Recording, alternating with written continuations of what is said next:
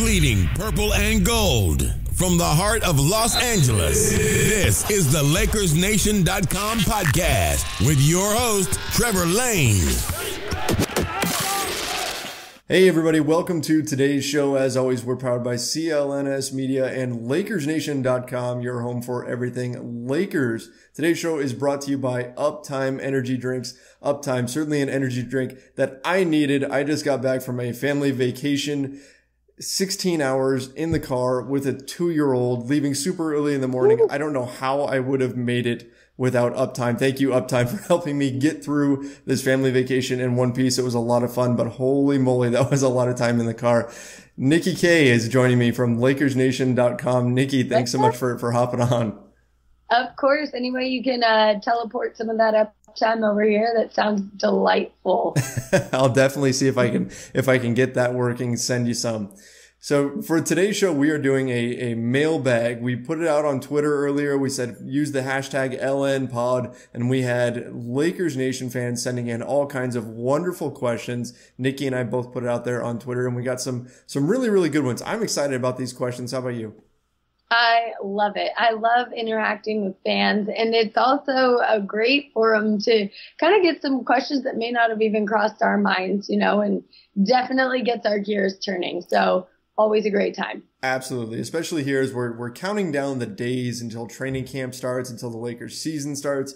I am missing Lakers basketball like crazy. It's getting worse and worse day by day. And so this is a nice way to kind of get our Lakers fix a little bit, even if we can't see live games going on TV right now.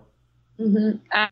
Absolutely. Can the NBA start tomorrow, please? Please start the season now, NBA. Somebody send a message to Adam Silver. Let's get this thing going because I am ready to roll. I'm ready to see LeBron and the boys out there in purple and gold.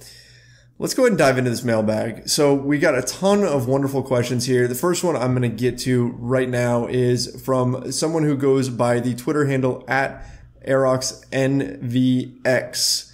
And they asked a question about Jimmy Butler and Jimmy Butler's a potential trade for Jimmy Butler. And I don't know if I really want to get into a potential trade too much, but I think the question of Jimmy Butler and the Lakers is still a good one. There were some rumors going around this week coming from Eric Pincus of Bleacher Report, who is amazing. He's been on this show before. Awesome capologist. Mentioned that he's heard that Jimmy Butler is open to the idea of coming to Los Angeles and playing with LeBron James. And Jimmy Butler has a player option for next season, next summer. He's got a player option, can opt out of about $19 million or so in his deal, which he will almost certainly do and become a free agent. Nikki, what do you think about the fit? If the Lakers were to pursue Jimmy Butler, he's kind of a name that we've heard, but not quite to the same degree as like Kawhi Leonard or Klay Thompson. What do you think about that one? Well, it's interesting. I think this situation is once again it puts you in the position of wondering, are you going to have this outcome like what happened with Paul George, where, he floats out that he wants to come to Los Angeles. You don't trade for him and he doesn't come to Los Angeles. And we have yet to tell what will happen with Kawhi Leonard. And now it's like the seed is being planted once again with Jimmy Butler. So I think before you even worry about the fit, you evaluate the idea. Do you give up assets, role players, or promising prospects to bring in a all-star? And I'd say at the risk of missing out, you got to do it. Especially, I think Minnesota will be willing to shop Jimmy again, considering, they gave up a lot for him back when they traded for him to get him from Chicago. And I think they're not going to want to see him walk out the door for nothing. So that might make them a little bit more desperate to get him out of there. So maybe the Lakers could depart with not quite the whole package that they needed to get, Kawhi from San Antonio with. So I think that being said, if a star is available, you shoot for it. What about you? Yeah, I mean, I'm actually going to disagree. I'm going to say that Jimmy Butler, if he's available at the trade deadline, I think you hold off. I think you wait until free agency. And I get that trepidation about the whole Paul George situation. The Lakers could have made a move to try to get him. Indiana Pacers were asking for a lot and they decided not to. And then lo and behold, when the dust settles, Paul George is not a Laker, even though he eventually became a free agent. Everybody thought it was a lock.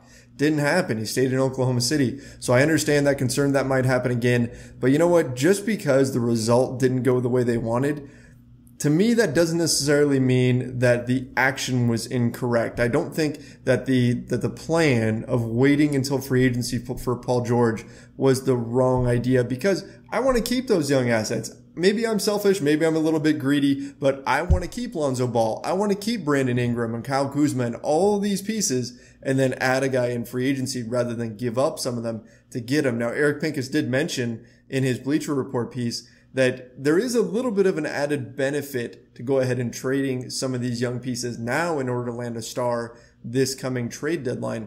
And that would be that the team could then operate over the cap and then would have a larger exception to work with. They would have about $9 million plus a biannual exception as well to work with to bring in some other pieces. So maybe there's a little bit of incentive there to go ahead and stay over the cap. But still, like I said, I want to hang on to these young players, but I get where you're coming from, Nikki. I certainly understand the idea that you want to go out and land somebody right now if possible. Yeah. And I think also, you lay out the different realities that could be present at the time of the trade deadline. If the Lakers are floundering and all chaos is breaking loose, LeBron's unhappy, right, Luke's job is on the line, Lonzo still can't, make a shot, then I think, you pull whatever you can, especially with the ticking clock we know is LeBron James, in terms of his health and his capacity to play at his all-time best. So I think there's definite factors you have to take into consideration, whether you shoot for the stars, like I said, but also I am typically a huge fan of seeing the young youth movement evolve and, believing in guys before shipping them off. Yeah, that's a great point, and we'll see where the team really sits when it comes to the trade deadline. If they're struggling, if they've got some issues, if things just aren't really clicking, then yeah, Magic Johnson and Rob Pelinka certainly will be more inclined to make a move, and we'll have to see, is Jimmy Butler that piece? Is he the guy they go after? I dug into his synergy stats. He was in the 89th percentile offensively, the 81st percentile defensively. This guy's an all-star, but those numbers tell us that he's probably not even getting the recognition that he deserves. Now, he is a little bit older. He didn't come into the NBA until he was 22, which for superstar level players is kind of at the older end of the spectrum. So he is going to be turning 30 pretty soon. So that's maybe that's a little bit of a concern. But hey, like you said, with LeBron James, you probably want to win right now. So maybe there is incentive to go ahead and make a move like Jimmy Butler at the trade deadline rather than wait for free agency. But we're going to have to wait and see what the Lakers do. If they do wind up with him, I like the fit. I think he'd be a solid player to put next to LeBron. Yeah, and you can't ignore the history he has with Rondo, too, from Chicago. And I think, whatever locker room issues there were present with the Bulls aside, Jimmy has talked about respecting Rondo in the past. And like you said, before Jimmy got injured last season, he was one of my subtle candidates for an MVP run. But his injury definitely took him out of that conversation. But he was having a time in Minnesota, and that's easy to forget kind of with how his season played out. Well, hey, Tom Thibodeau in Minnesota. I mean, can we just send him Luol Deng? Does that work? Right? I mean, it has to, right? Tom Thibodeau, he's trying to recreate the Bulls. Let's ship out. Well, I guess he's probably going to want to keep Butler, but hey, let's send him Luol Deng. Yeah, perfect. Hang on, let me fire up 2K and see if I can get that done. Fire up the trade machine. It will definitely work, no question, because that's totally real life. Let's move on to this next one. This is interesting. I thought it may be interesting not only just in the question, but in the volume of questions, the number of questions that we got. When we put it out there, #LNPod, go ahead and ask us any question that you want. We got more questions about Moe Wagner and Svi Mykhailiuk than anything. We've got LeBron James on the Lakers, and we're getting more questions about Moe Wagner and Svi Mykhailiuk. And I think that goes a long ways towards showing just how captivated fans were by these young guys in Summer League. Exactly, Trevor. And I was grinning when I saw those questions because you and I were there watching these two guys ball out, in Las Vegas. And so it's fun to see that fans are also buying in that they could be part of this young core for the purple and gold moving forward. So I'm glad people are looking at the Lakers draft history and seeing it being successful and seeing how it could project moving forward, especially with Moe and Svi.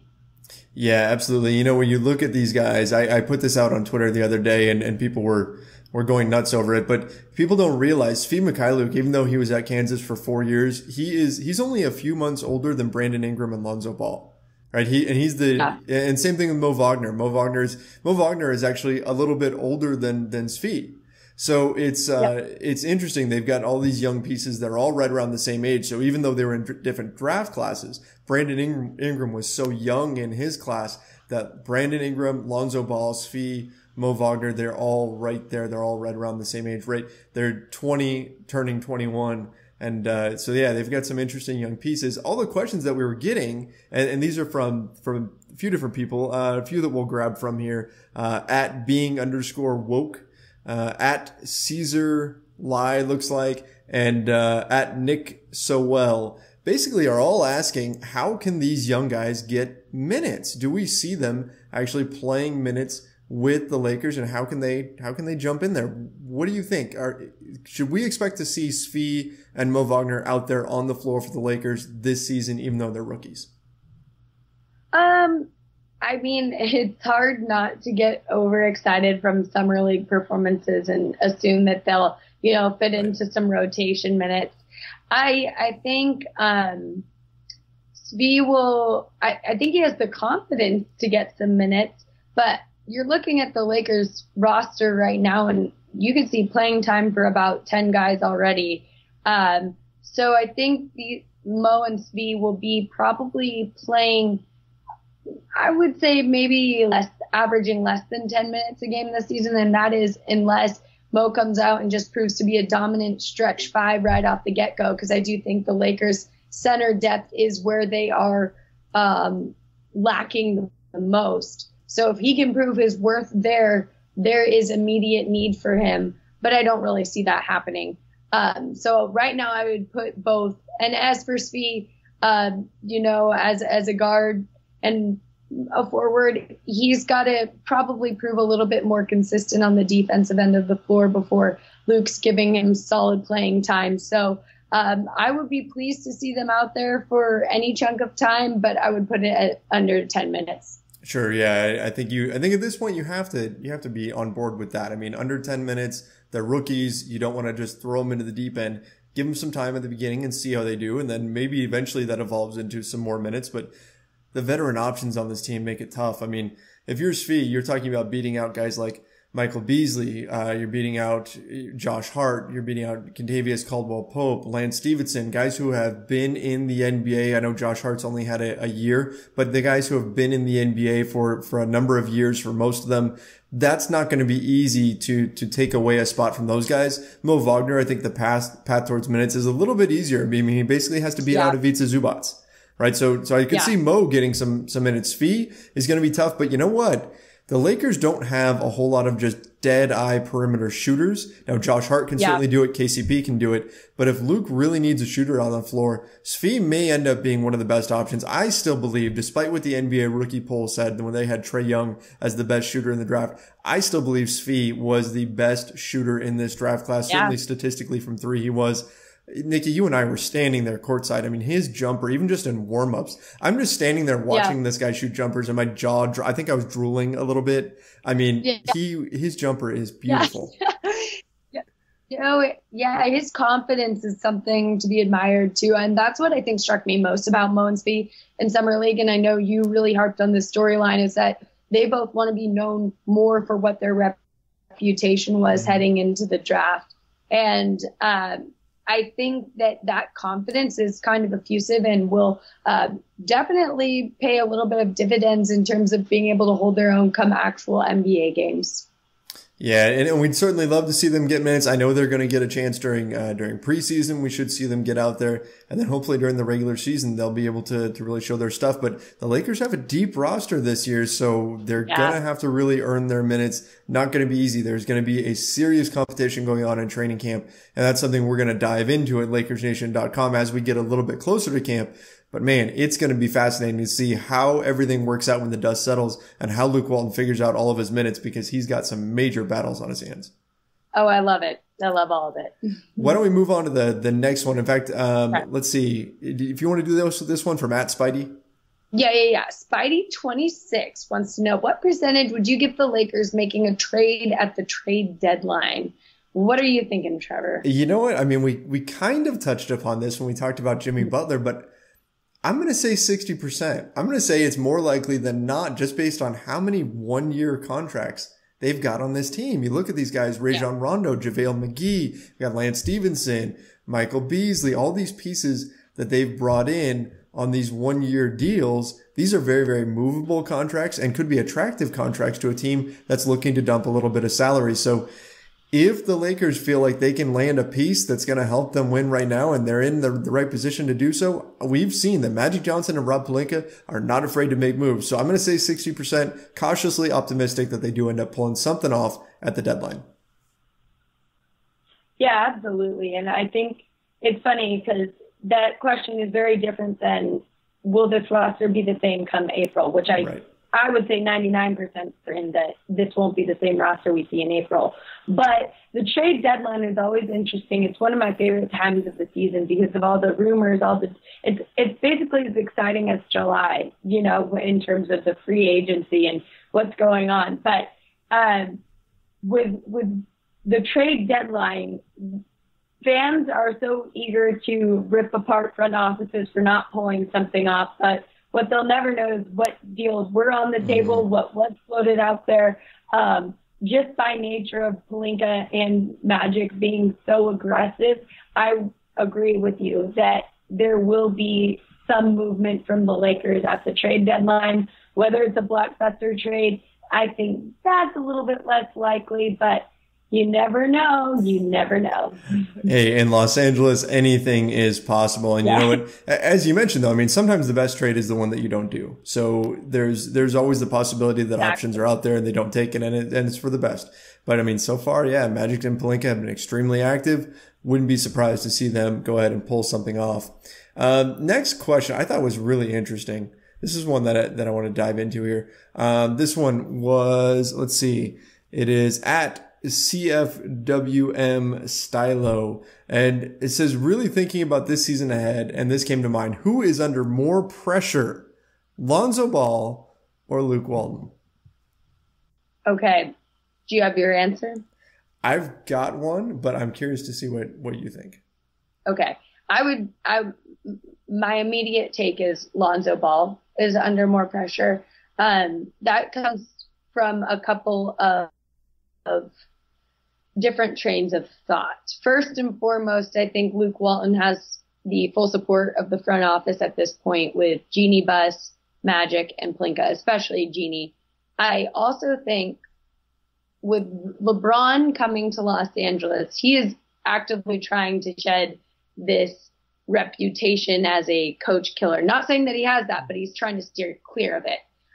So I think he will be almost actively working to not cause strife with Luke.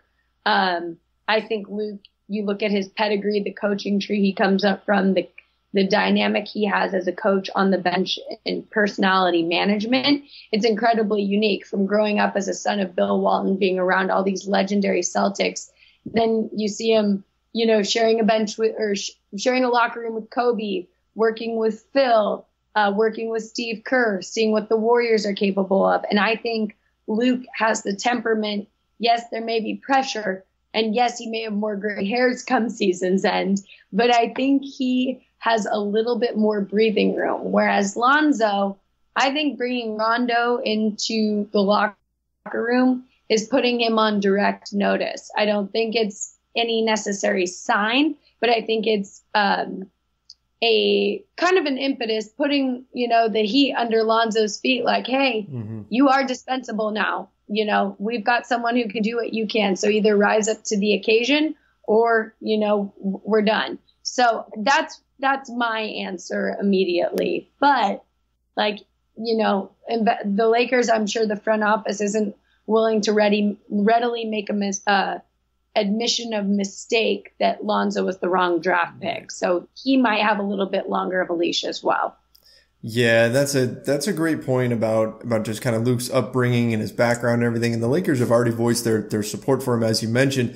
Plus, on top of that, I mean, Lonzo has not just the pressure of Rondo being there, but he's got an entire brand. I mean, the Big Baller brand is basically built around him. I mean, it's the entire family. It really is. But at the same time, I mean, he is the focal point. So like, if he doesn't do well, how many people are going to buy those $500? I mean, how many people are going to buy the $500 shoes to begin with? But if Lonzo doesn't really step it up this season and start living up to his potential, I mean, that's going to be tough for the Big Baller brand. I mean, look, I don't want to say Lonzo had a poor season, because I just wrote a whole article for LakersNation.com proving that he didn't have a poor season. He was so good defensively that he was actually beneficial on the floor, even though the offense was ugly. But you know what? And his rebounding, he's an above average rebounder as a point guard. Yeah. Oh, his rebounding is tremendous. And in terms of block shots, the only point guard in the league to average more block shots than him was Ben Simmons. And Ben Simmons is a power forward. He's just pretending to play point guard. Yeah, Shouldn't even count. Fair. No. That's up. No, not at all. So Lonzo was so good defensively that it made up for it. But he's got to start doing some of those things that he was expected to do on the offensive end, start hitting some of those deep threes. And I think that's really it, right? I mean, if he starts hitting his threes and continues moving the ball and then plays the same way he did on defense, I think people will take it. Yes, he needs to develop a mid-range game. Yes, he needs to get better attacking the basket. He needs to do all of these other things, but he can be an effective offensive player if he's just a threat from deep.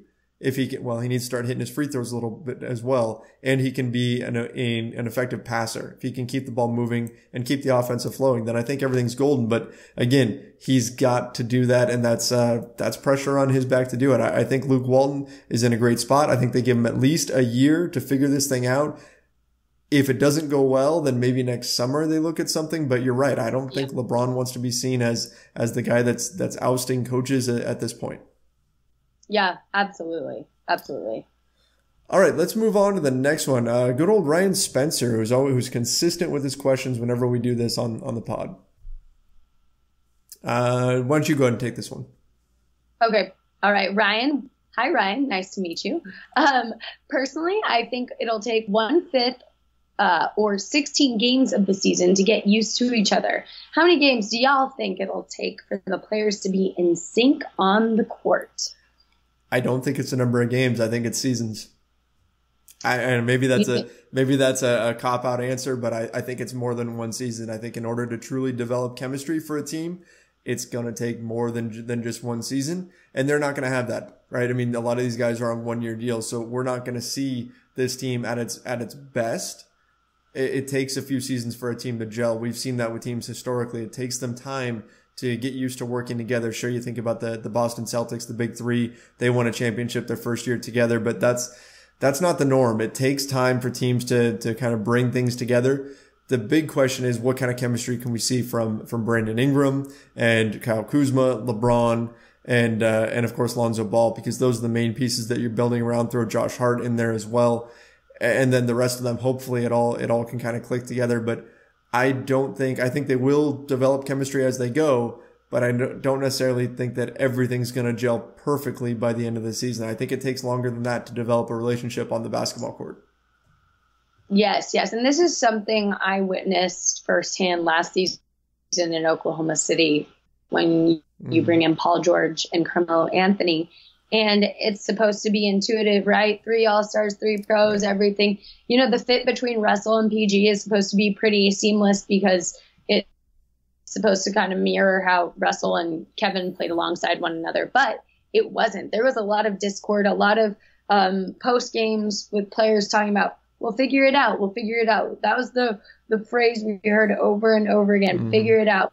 And the Thunder got off to a rocky start. They'd show flashes of brilliance, but then it was like they forgot how to play basketball 2 games later, right? So that was probably the most frustrating thing, is seeing the ceiling or close to the ceiling and then seeing something completely hideous, you know, just not even days after, next game or whatever. So Lakers fans were celebrating hideous from OKC. We thought it was going to bring Paul George.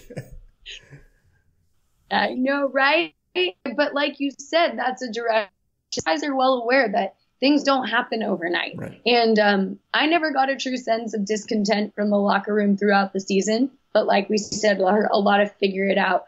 But things did happen to really click around December. And then Andre Robertson, and this isn't a Thunder podcast, obviously, but I'm just saying, like, with teams' progressions, it's not, you can't wait just till the start of November, the start of December. But like you said, it is an evolution over time. So you look for the flashes and the building blocks that can be sustainable throughout the course of the season and hopefully into the next. Right. Yeah, exactly. Okay. Let's move on. And that's, by the way, before we do move on, that's a great point about the Thunder, that they are a prime example of why it does take time and why a lot of people are projecting them to actually be better this season, minus Carmelo Anthony. It's because they're going to have that chemistry that they may have lacked a little bit of last season. Moving on to the next one. This is from the same guy, at Spidey26, gets the second question on here. Do you think the Staples Center will be sold out for every Laker game this season? What do you think, Nikki? Is it going to be sold out? Sure. Yes. Yeah, of course. LeBron James is in town. Yeah, you're right. All right. So easy yes on that one. Yes. Yeah, the Staples Center. If it's not, it should be. If it's not, go buy tickets. I mean, come on. It's the Staples Center. It's LeBron James. Yeah. My goodness, it should be sold out. That's for sure. And I'll just do this next one because that one was so short. Next one is at Alvin Nelson 07. What year do you think the Lakers will be back in the finals? Ooh, I get to be a little bit psychic here. And with that, do you think another star would need to be here for that to happen? So how long will it take this Lakers team to get back to the finals? And on top of that, is it going to take a second star? Or I guess the question is implying, could this young core develop and potentially, along with LeBron, lead the team to the finals? What do you think? Oh boy, I think all things considered, I'm going to be a little bit cautiously optimistic with my projection here. Not one, not two, but 3 seasons in the future. So what does that put us at? 2022 then? Yeah. 2022. And I think, yes, we'll need to have the Lakers will need to have another star on the roster, if not 2 more. But I think you'll start to see Golden State's power wane. And then hopefully there's enough in the tank in Los Angeles. You see the young core in their prime. You see another star kind of take the reins from a fading LeBron. And it all plays into the Lakers' rise to supremacy. So interesting that you went with 3 years, because that's how long LeBron has guaranteed on his contract to be with the Lakers. After that, he has a player option for the 4th year. He's turning 34 this year. So we're saying 37-year-old LeBron with the Lakers is going to the NBA Finals, but you're saying he's going to have some help. He's going to have at least 1 star, maybe even a second one. And we're talking NBA Finals, not Western Conference Finals. Right. Yeah. Okay. Yes. Yeah, of course. We have to talk about NBA Finals. Western Conference, as difficult as the West is, we got to go NBA Finals with this. Yeah. I'm inclined to think, I'm going to say be a little bit more optimistic. I'm going to say 2 years. I'm going to say this year they get things together. They add another star next summer. And I'll say one of the young guys becomes a fringe star. And the guy I'm looking at is Brandon Ingram. He's the guy that I'm all in on. I could see him becoming a fringe star player. So like an all-star level player for Brandon Ingram this summer or this season. And then you add in LeBron James, plus they add another player in free agency. And that's what I see that would push them into the finals. Of course, I mean, hey, Golden State's still going to be around then unless Kevin Durant leaves in free agency, which doesn't sound like that's going to happen. But there's going to be some major obstacles in the West. But hey, I'll be optimistic and say not this year, but next year. Hopefully. Fingers crossed. Okay. Yeah, I hope you prove me wrong. Let's move on to the next one here. This one is perfect for you, Nikki, because it's a little bit about Paul George. So why don't you take this one?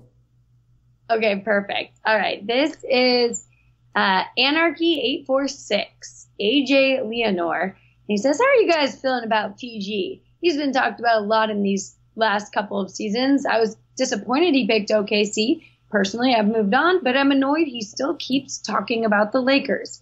Am I the only one? No. What do you think, Trevor? No, he's not the only one at all, because I know whenever we bring up Paul George, whenever a Paul George article gets posted to LakersNation.com, all the comments are just, I'm so sick of hearing about Paul George and he's not a Laker. Why are we talking about him? People are not happy with Paul George. And I can tell you, I've got January 2nd in my head because I know that's when Paul George returns to Los Angeles and comes to the Staples Center. It's not going to be a warm welcome for him. It's going to be, I don't think it's going to be pretty, because Lakers fans are not too pleased with Paul George, not the guy they really want to talk about right now. And yeah, Paul George is continuing to mention comments about, to say things like, oh, he was never really considering the Lakers. He didn't want to waste their time with the free agency meeting and all these things. And all of it is just kind of, rubbing salt in the wound. So yeah, I don't know how things are going to go on January 2nd. I think it's not going to be pretty. Yeah, no, it's comical, honestly, that it's still a story or a thing. One thing I've kind of learned about covering PG is that he does say things to just kind of say things. So right. we're asking him about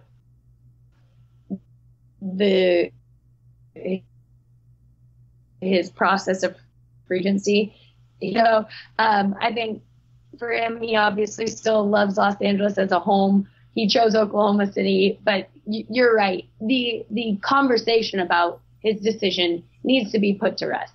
He made it. He's in OKC. Who knows if, what the reality of what he was really considering with Los Angeles, or how miffed he was that the Lakers didn't make a trade for him. But yeah, this is why season can start sooner than later. Please. To put stories like. Yes, let's go ahead and start the season right now if possible. Let's make this happen somehow. Oh my gosh, I love this next question. I love it so much. And I have to tell you, can I give a special shout out to the account that asked this? Yes, please do. Yeah, okay, so this question comes from Down to Down, and they're a Big Thunder podcast out in Oklahoma City. Okay. And they might be great guests to have on come January 2nd. But these guys know the team really well. They're in the locker room. They cover it. And when I was first ever on their podcast, they had me rank certain players based on a fast food scale. So they come at Lakers Nation podcast with the question, compare each of the Lakers youngsters to a fast food restaurant. Yeah, I'm going to have to think about this. Comparing each of them to a fast food restaurant. My goodness. Okay, which player do we want to start with? And I guess we should just go through. Let's go through the big four. We'll go Josh Hart, Lonzo Ball, Brandon Ingram, and of course Kyle Kuzma. So who do you want to start with? Okay. Do we want to start with Josh Hart? Yeah, let's start with Josh Hart. Do you have a restaurant in mind for Josh Hart? So Josh Hart, this was the angle I was going with. Okay. A fast food restaurant that's good, but like low key good and probably picking up in popularity. Right.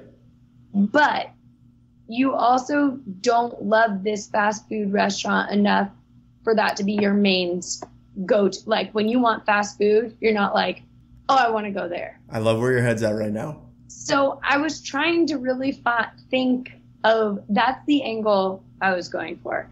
So I didn't want to like pick a super popular fast food restaurant, but one that was, so I know that a lot of people like,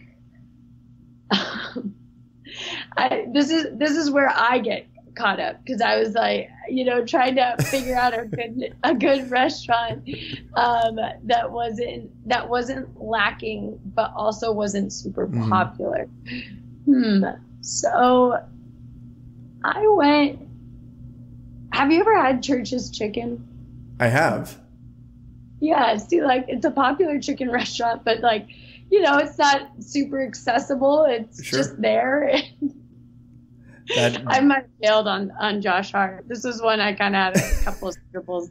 No, but I like the thought process there. You had it all figured out. No, I think that's a great one for Josh Hart, and he's a guy who's kind of up and coming, and maybe even is a little bit underrated by those that aren't already big fans of his, right? So that makes a ton of sense. I like that one. Let's see here. Let's go with let's get tough here. Let's jump into Lonzo Ball. Okay. And Lonzo Ball, I'm going to go with Chick-fil-A. I'm gonna say Oh, I'm gonna okay. say Chick-fil-A for Lonzo Ball, because here's the thing: when Lonzo Ball is on, right, when he's really rolling and he's getting, he threw up a few triple doubles last season. Yeah. He's awesome. Okay, when you want a chicken sandwich, when you really want that, Yeah. Chick-fil-A is amazing, right? It's Yeah. so good, but they're also closed on Sundays. Yeah. And Right. when you really need Lonzo to show up.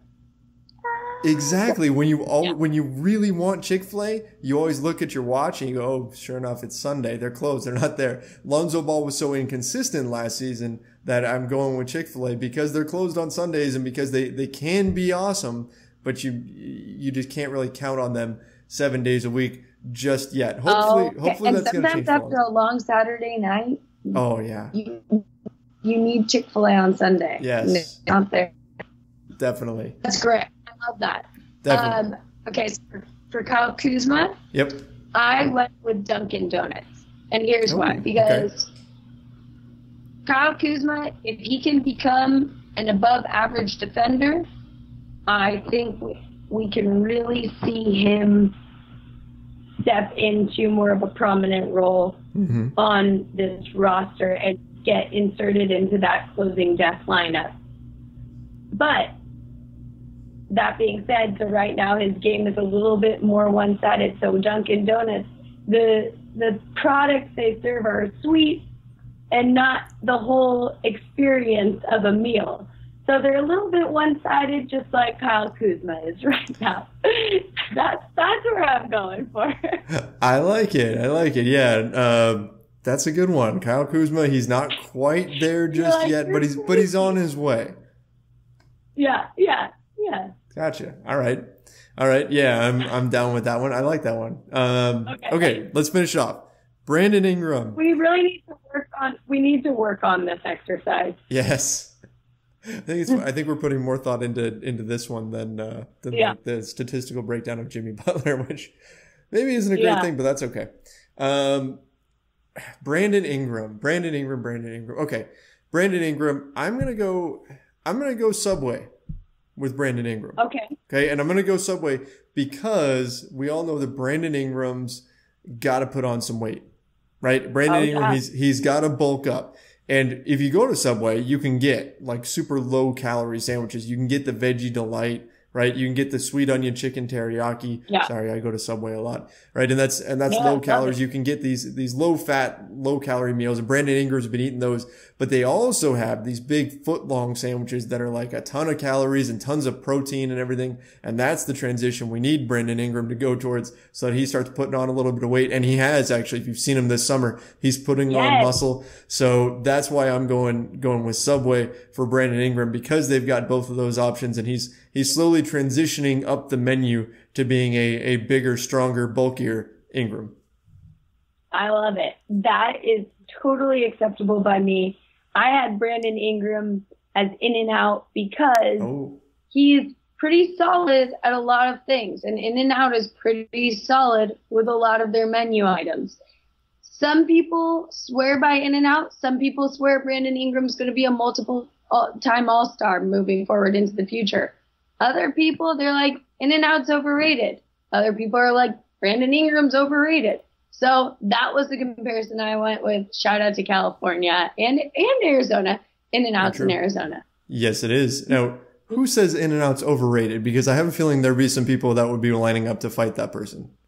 It's a lot of people. I've been living out of state, and a lot of people out of state hear about the hype that in and out receives. Oh. Then they go to in and out, and it doesn't live up to whatever glorified expectations they have, which I think is silly.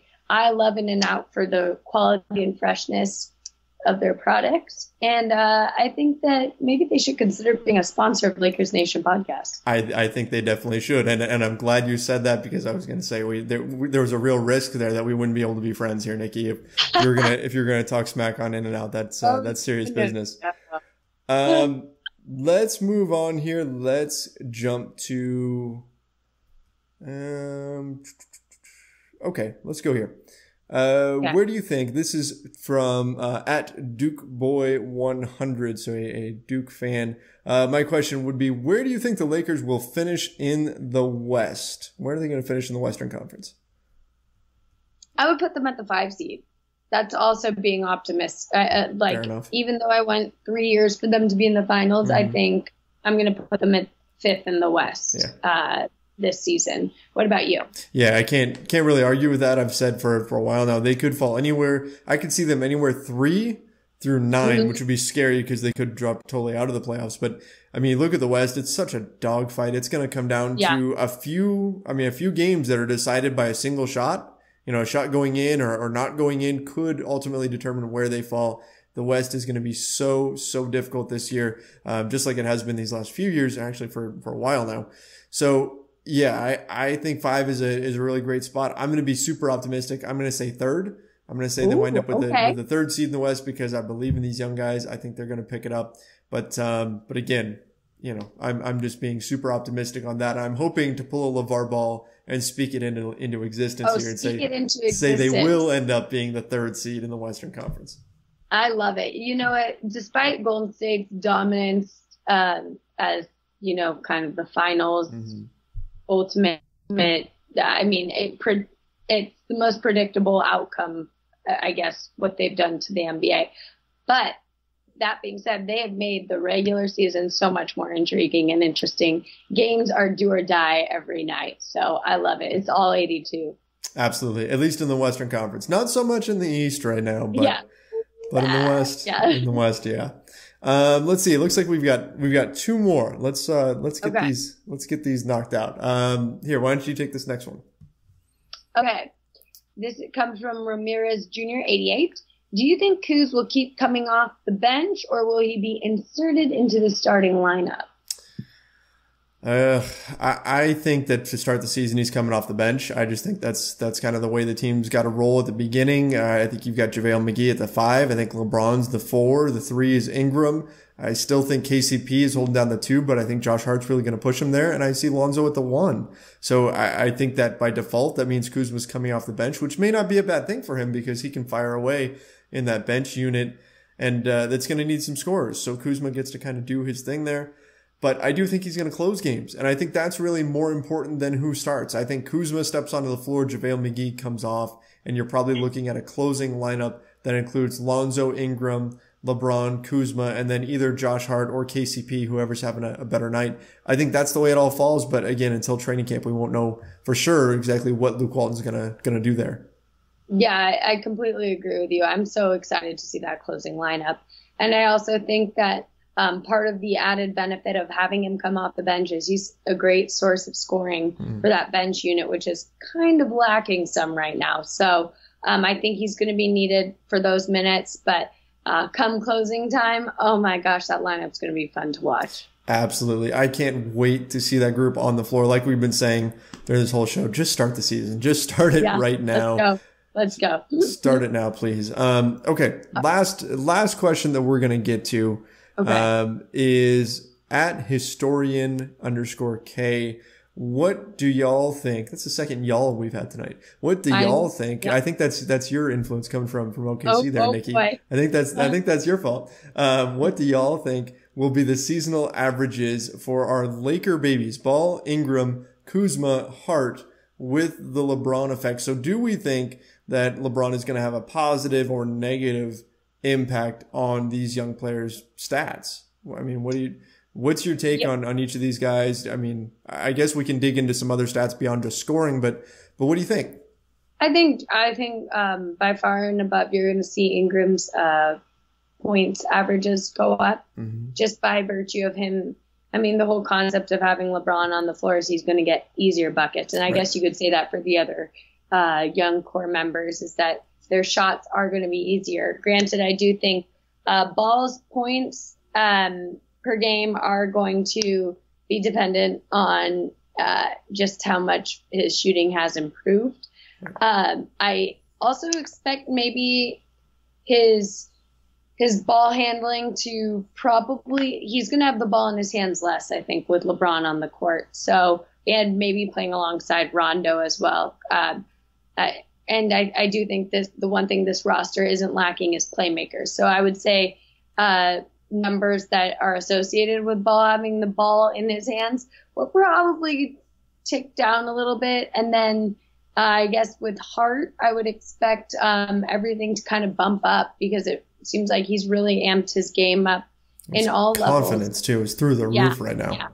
Yeah, exactly. Sorry, that was kind of a broad, sweeping overview, but, it's very general right now. No, I think you hit the nail on the head, and this was my thought when I got to this question. I don't know for sure that the counting stats go up. They might. But I think the efficiency goes up, and that's more important. I think they will be better basketball players, and I think we would be saying that even without LeBron, right? We would assume that each of these 4 young guys would be better this season than they were last season, just because they're a year older, they're growing, they're getting better, their skills are improving, all of that. But I think the biggest LeBron effect is that we will see better efficiency from each of these guys. And that's really the key to look for. I don't think you can look at Kuzma and say, oh, he's not averaging the same amount of points as last season. He's not having as good of a season. No, you have to focus on the efficiency, those efficiency stats. And I think that's where you're going to see all of these guys really take a jump up. My goodness, Josh Hart during summer league, his jumper was so good. I mean, it's like he was barely missing any threes. He was already a good shooter. So yeah. I think that if they can do that, if each of these guys can become a more efficient basketball player, then the Lakers are going to be definitely in the playoffs. They're going to be in that mix, and they're going to be ready to roll. I think that especially if Brandon Ingram, like you said, can become an even better scorer and even better all-around player, if he can learn some little tricks off ball, then we could be in for a real treat this season. Yeah, I agree with you. And it's the LeBron effect. It's the second/third year effect. It's the confidence factor, and put it all together, and hopefully it does create a more polished, efficient product out there. Definitely. All right. Well, I think that's a pretty good spot to wrap it up. We covered a ton of things here on this show. Nikki, thanks so much for hopping on here with me. Thank you. I want some In-N-Out now. Yeah, right. I know. All that fast food talk. Now I'm hungry. Oh, yeah. That's not good. Anyway, Nikki, again, thank you so much for coming on here. You're awesome. Love your takes on Lakers basketball. Always a pleasure to have you here. Guys, make sure you go follow her on Twitter at NikkiKTV. And, I'm trying to remember your Instagram handle is the same, correct? It's lil.nikki.k.